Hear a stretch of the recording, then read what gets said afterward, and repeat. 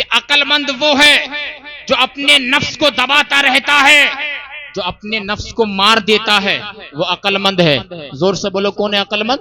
جو اپنے نفس کو کچل دیتا ہے، جو اپنے نفس کو مارتا ہے وہ عقل مند ہے۔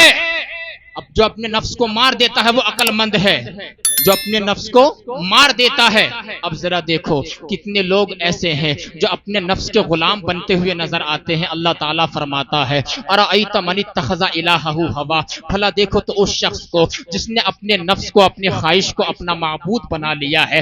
ذرا توجہ تو کرو، نفس تو کہتا ہے، دل تو کہتا ہے کہ فجر کی نماز مت پڑھ، بہت ٹھنڈ ہے، اللہ اکبر کبیرہ، لیکن نفس کو کچل دے اور 2 کلو رضائی لحاف کو ہٹا دے اور اپنے پیروں سے چل کے مسجد کے اندر آ جا اور سجدہ کر لے۔ نفس تو کہتا ہے کہ زکوٰۃ فرض ہو گئی ہے، زکوٰۃ مت نکال، لیکن نفس کی بات کو کچل دے اور نفس کو ایک طرف کچل کے جو فرض زکوٰۃ ہو اس کو ادا کر دے۔ نفس تو کہتا ہے کہ حج فرض ہو گیا ہے، حج ادا مت کر، لیکن نفس کی بات کو مت مان، نفس کو کچل دے اور فرض حج تیرے اوپر ہے اس کو ادا کر لے۔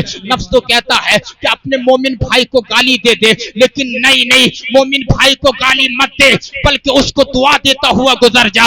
نفس تو کہتا ہے کہ رمضان کے روزے ہیں، گرمی بہت پڑ رہی ہے، روزے مت رکھ، نہیں، لیکن رمضان کے روزے رکھ، اللہ تعالیٰ کا حکم ہے۔ عقل مند وہ ہے جو اپنے نفس کو دباتا ہے اور آخرت کی فکر میں لگ جاتا ہے، اور بے وقوف کون ہے؟ والعاجز من اتبع نفسه هواها وتمنى على الله، بے وقوف وہ ہے جو اپنے نفس کی غلامی کرتا ہے۔ نفس کہتا ہے کہ 5 وقتہ نماز کو چھوڑ دے، نماز کو چھوڑ دیتا ہے۔ نفس کہتا ہے کہ لڑائی جھگڑے پہ آمادہ ہو جا، لڑائی جھگڑا کرتا ہے۔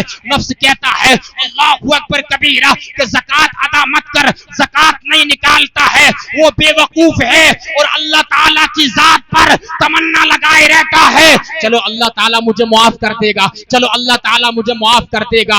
نادان یہ تو سوچ، اللہ تعالیٰ جب معاف کرنے پہ آتا ہے، بنی اسرائیل کے 100 قتل کرنے والے ایک گنہگار کو معاف کر دیتا ہے، اور جب پکڑ فرمانے پہ آتا ہے، ایک بڑھیا کے جھوپڑے سے ایک انسان گزرا تھا، ایک اس نے تنکا اٹھایا تھا حلال کرنے کے لیے، جب اس کا انتقال ہوا اللہ نے فرمایا تو نے بغیر بڑھیا کی اجازت کے وہ تنکا کیوں اٹھایا تھا؟ کہ اللہ تعالیٰ غلطی ہو گئی۔ اللہ فرماتا ہے آج میں تیری اسی بات پر پکڑ کر رہا ہوں، اندازہ لگاؤ اگر بخشنے پہ آ جائے تو بے شمار گناہ کو بخش دے گا، اور اگر پکڑ کرنے پہ آ جائے معمولی سی غلطی پر پکڑ فرما لیتا ہے۔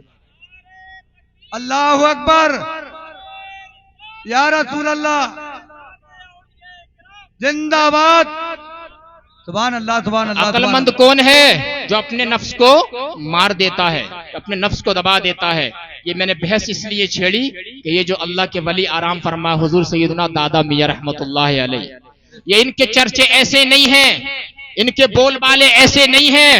اللہ اکبر، ذرا اندازہ لگاؤ کتنے لوگ ایسے ہیں جو اپنی اولاد کے لیے پراپرٹی جمع کرتے ہیں، کتنے لوگ ایسے ہیں جو اپنی اولاد کے لیے لاکھوں روپیہ جمع کرتے ہیں، حرام حلال کی تمیز کیے بغیر اپنی اولاد کے لیے پیسہ جمع کرتے ہیں، اور پیسہ جمع کرنے کے بعد جو ہے انتقال کر جاتے ہیں، لیکن وہی اولاد جو ہے چند سالوں کے بعد اپنے باپ کو بھول جاتی ہے، وہی پوتا جو ہے چند سالوں کے بعد اپنے دادا کو بھول جاتا ہے کہ میرے دادا کی قبر کہاں پر ہے اور کون سے قبرستان میں ہے، بیٹا بھی بھول جاتا ہے، دنیا کے عیش و عشرت میں مگن ہو جاتا ہے۔ اللہ اکبر کبیرہ، اپنے دادا کی قبر کو بھولنے والا، اپنے باپ کی قبر کو بھولنے والا ان اللہ والوں کے آستانوں پر حاضری دے رہا ہے۔ اللہ اکبر کبیرہ، خواجہ غریب نواز سلطان الہند عطائے رسول، خواجاؤں کے خواجگان، مہاراجاؤں کے مہاراجا، ہندوستان کے بادشاہ کے مزار پر روزانہ 5000 کی تعداد سے لے کر 50,000 کی تعداد میں لوگ حاضری دیتے ہیں۔ وہ سے جیلانی کے مزار پر روزانہ نہیں بلکہ مہینوں میں 11ویں شریف کے مہینے میں لاکھوں لوگ انڈیا سے نہیں، پاکستان سے نہیں، پورے آل ورلڈ، پوری دنیا سے جو ہے وہ سے اعظم کے مزار پہ حاضری دیتے ہیں۔ کیا وجہ ہے؟ اپنے دادا کی قبر کو بھولنے والا، اپنی باپ کی قبر کو بھولنے والا اولیاء اللہ کے مزار پہ کیوں آ رہا ہے؟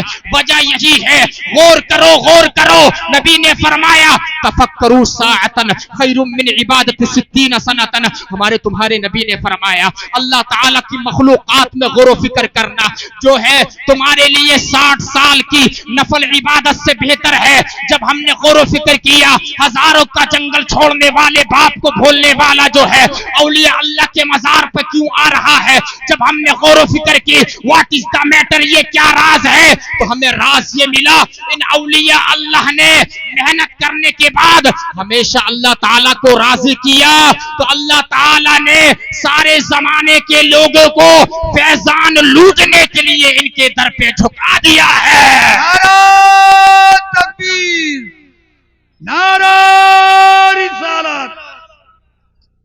اللہ اکبر. فیضان کا مرکز ہے یہ, بات سمجھ رہے ہیں, فیضان کا مرکز. جب تک یہ دنیا میں رہتے ہیں میرے بھائیو, دنیا میں کسی کی نوکری کا مسئلہ ہوتا ہے, کسی کی جاب کا مسئلہ ہوتا ہے اور کسی کی روزگار کا مسئلہ ہوتا ہے, اور جب یہ دنیا سے چلے جاتے ہیں تو ان کی قبریں مرجع خلائق بن جاتی ہیں. سبحان اللہ, فیضان کا مرکز بن جاتی ہیں. تو میں یہ کہہ رہا تھا ان اولیاء اللہ نے اپنے نفس کو مار دیا, ان اولیاء اللہ نے اپنے نفس کو مار دیا, اور ایسا مارا کہ گدڑیوں میں رہنے کے بعد انہوں نے اللہ تعالیٰ کو راضی کیا. بولو یار سبحان اللہ. پھر وہ مقام آیا, پھر وہ اسٹیٹس اللہ تعالیٰ نے ان کو عطا کیا, تو پھر یہ جو بول دیا کرتے تھے اللہ تعالیٰ اس کو قبول فرما لیا کرتا تھا. ابھی حدیث پاک بیان ہوئی تھی نا, لو اقسم باللہ لابرہ, مشکات شریف کی حدیث پاک ہے کہ یہ اللہ والے وہ ہوتے ہیں اگر یہ کسی بات پہ قسم اٹھا لیں تو اللہ تعالیٰ اس کو پوری کر دیتا ہے. سبحان اللہ. اس لیے ان اللہ والوں سے قریب رہنا چاہیے. آج جو لوگ کہتے ہیں کہ اللہ والوں کے قریب نہیں جانا چاہیے, وہ جو ہے قرآن کریم کی ایک آیت پیش کرتے ہیں, دوسری آیت چھپا دیتے ہیں. وہ کہتے ہیں اللہ تعالیٰ نے قرآن میں فرمایا وما لکم من دون اللہ اولیاء, اللہ کے علاوہ تو تمہارا کوئی ولی نہیں ہے, تمہارا کوئی مددگار ہی نہیں ہے, تمہارا کوئی ہیلپر ہی نہیں ہے. پھر تم کیسے کہتے ہو غوث اعظم ہمارے ولی ہے, غریب نواز ہمارے ولی ہے, صابر پاک ہمارے ولی ہے, مجدد اعظم اعلی حضرت ہمارے ولی ہے, مفتی اعظم ہمارے ولی ہے, حضور دادا میاں ہمارے ولی ہے, پھر تم کیسے کہتے ہو؟ میں ان سے کہنا چاہتا ہوں نادانو, سیدھے سادے مسلمانوں کو بلاتے ہو اور پھنساتے ہو. ایک آیت پیش کرتے ہو دوسری چھپاتے ہو, ایک حدیث پاک پیش کرتے ہو دوسری چھپاتے ہو. بے شک اس پر ہمارا ایمان ہے. اللہ نے فرمایا وما لکم من دون اللہ اولیاء, اللہ کے علاوہ تمہارا کوئی ولی نہیں ہے. ہمارا ایمان ہے, ہمارا یقین ہے, ہمارا اذعان ہے. لیکن اللہ تعالیٰ نے میرے بھائی سنو, حاملہ کے زندہ دل مسلمانوں, دوسری آیت میں فرمایا, توجہ چاہوں گا, دعائیں چاہوں گا, انما ولیکم اللہ ورسولہ والذین آمنوا, اللہ فرماتا ہے بے شک اللہ بھی تمہارا ولی ہے. بولو یار سبحان اللہ. رسول تمہارے ولی ہے, جو لوگ ایمان لائے, جنہوں نے توحید کو مانا, جنہوں نے رسالت کی گواہی دی, وہ لوگ تمہارے ولی ہیں. اب ایک آیت تو کہہ رہی ہے اللہ کے علاوہ تمہارا کوئی ولی نہیں ہے, دوسری آیت کہہ رہی ہے اللہ بھی تمہارا ولی ہے, نبی بھی تمہارے مددگار ہیں, اور اور اولیاء اللہ بھی تمہارے ہیلپر ہیں, نبی بھی تمہارے ولی ہے, ایمان والے بھی تمہارے ولی ہے. اب ان دونوں آیتوں کے درمیان مطابقت کیسے کی جائے گی؟ مسئلے کا سولویشن کیا ہوگا؟ مسئلے کا حل یہ ہے کہ حقیقی ولی جو ہے وہ اللہ تعالیٰ ہی ہے, اس کی عطا سے غوث اعظم ہمارے ولی ہے, اس کی عطا سے غریب نواز ہمارے ولی, صابر پاک ہمارے ولی, دادا میاں ہمارے ولی.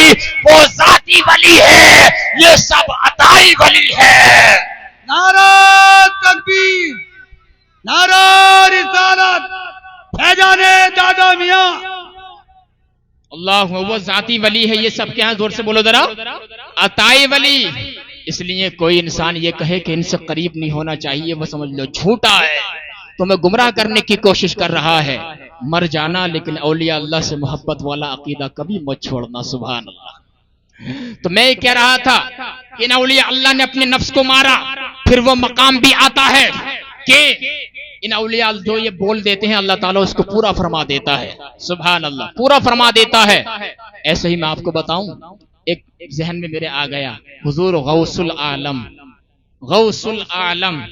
حضور سیدنا مخدوم اشرف جہانگیر سمنانی رحمت اللہ تعالی علیہ, تارک السلطنت, اندازہ لگائیے ذرا, جب انسان یہ چاہتا ہے کہ مجھے بادشاہت مل جائے، بہت سے لوگوں کے دلوں میں ہوتا ہے کہ ہمیں مال و دولت مل جائے. ہر انسان بلکہ مال و دولت کا خواہشگار ہے. کون انسان نہیں چاہتا اللہ اکبر کبیرہ کہ مجھے پردھانی کا عہدہ مل جائے؟ کون انسان نہیں چاہتا کہ میں مال والا بن جاؤں؟ کون انسان نہیں چاہتا کہ میں برینڈڈ کپڑے پہنوں؟ سب یہی چاہتے ہیں، سب کی دلی خواہش ہوتی ہے. لیکن ذرا سوچو تو ذرا ان اولیاء اللہ کا مقام کیا ہے، ان کا مرتبہ کیا ہے، ان کو تارک السلطنت کیوں کہا جاتا ہے؟ اس کی وجہ یہی ہے کہ بے شک ان کے پاس جو ہے بادشاہت آئی تھی حضرت سیدنا مختوم اشرف جہانگیر سمنانی کے پاس، لیکن دل اس بادشاہ سے اچاٹ رہنے لگا. دل جیسے ہی اچاٹ رہنے لگا، پھر دل میں خیال آیا اللہ تعالی کی طرف سے کہ بادشاہت جو ہے وہ تو مٹ جائے گی، وہ تو ختم ہو جائے گی، اور ہمیشہ اگر باقی رہنے والی کوئی چیز ہے تو وہ درویشی ہے، وہ فقیری ہے. سبحان اللہ.